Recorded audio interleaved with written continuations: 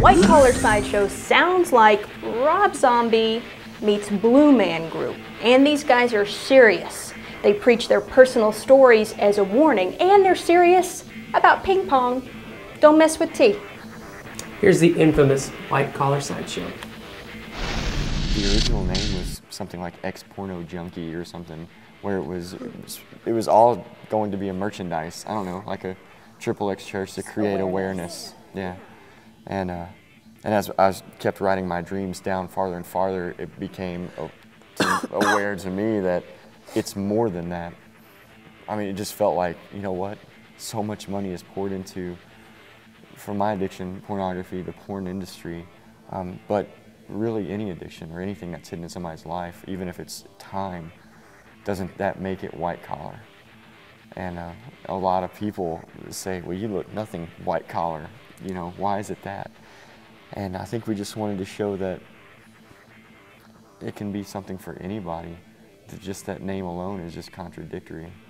We performed for a Wednesday night service that a lot of times they'll bring us in for youth groups. Well, this was the entire church. They normally had 200, 250 people on their Wednesday night, and this service, like over 400 people showed up.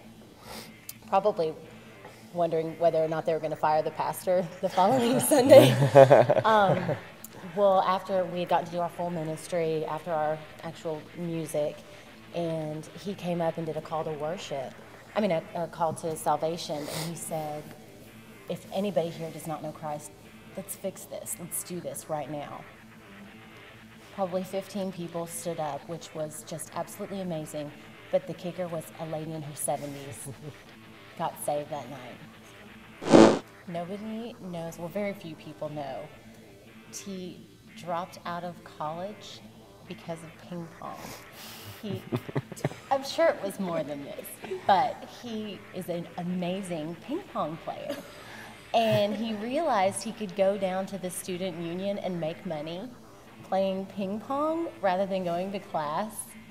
So he lasted about 6 weeks in college, but it's so, yeah, he's I went to great. college He's 2 like days. Forrest Gump. I'm not kidding. He's great. That's a skill, man.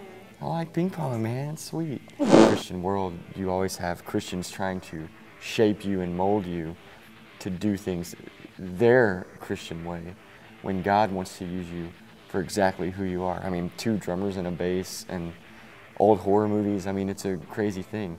But, man, that's how God works. I never expected to have a top hat and a creepy mustache.